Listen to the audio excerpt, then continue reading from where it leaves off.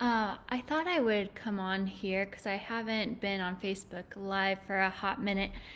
And something that is reoccurring lately are triggers. And I thought this would be a beautiful moment to share some triggers with you and what that can mean. So, usually triggers are coming up, whether that's it's a part of you that you are trying to reject, or B, it could be that fear voice that is coming up for you. So triggers can come in different ways, whether that is from social media, you see certain images of maybe an individual that is really something that you desire or crave, but it triggers you because you've been rejecting that into achieving that certain state. Or it could be in a relationship, maybe it is certain triggers that come up,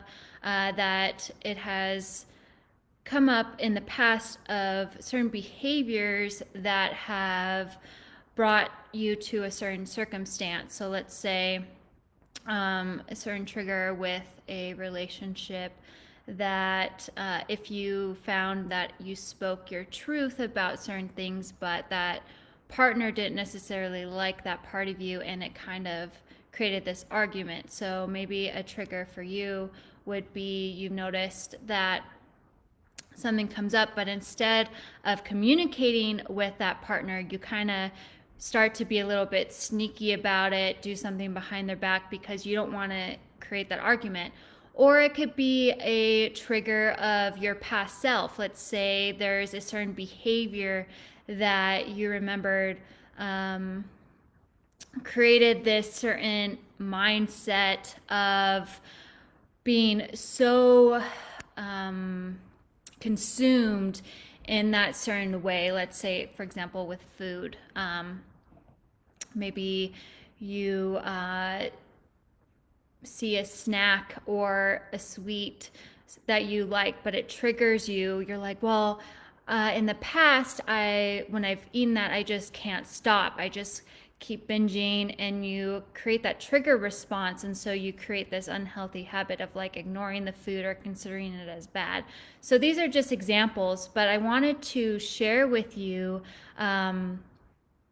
some triggers that came up for me, and that they are natural and they can happen frequently. So I'm not this perfect person that has a healthy relationship with food, my body, with all relationships. Triggers do come up, but it's a difference between how we actually react to it. So for me, 2 weeks ago, I went hiking and I had some pictures taken by my boyfriend. And I looked back at these pictures and I had this trigger like, oh my gosh, I do not like what my body looks like. Given the fact that I just ate a sandwich and I was probably a little bloated, but to me, I didn't really put that into the equation. I was just like, wow, I don't like the shape I'm in. And so it triggered this response, okay, I need to get back into shape. I need to be fit. I should go back to this diet that I did when I did a macro diet where I got super fit. And it just went to this spiral. And I'm glad that my power came back and my voice was like, hey, you've done this in the past. This didn't work for you. You created this unhealthy relationship with food where it was kind of self-destructive. Like all you thought about was food. And then this other thought was like, hey, your body is beautiful. Like I wake up in the morning, I'm like, wow, I look really good this morning. I look fantastic. And I'm glad that power for me came back because I was able to take a pause and be like, Bronte, you don't need to do diets to look a certain way. Your body doesn't need to be a representation of your success or your happiness. And I'm so, so thankful for that because in the past, I would have gone down this spiral of like counting calories, weighing myself, looking at the mirror, how can I fix this self? And that can really create some unhealthy behaviors. So what I have done is created this like new different neural pathways in my brain, because our brains create different like waves or grooves that when a certain circumstance comes up, we've created these patterns of like, I need to do this so I can avoid that, or I need to do this to achieve this point. And it takes some really dedication and hard work to really create those different patterns in our brain so that we can change who we are and how we react to things. So, this is something that I wanted to offer you and to encourage you to see what these triggers are for you and know that it's okay. It's okay to have these triggers because it's that next step in your growth process. When you're able to see these triggers, you can really work on changing them.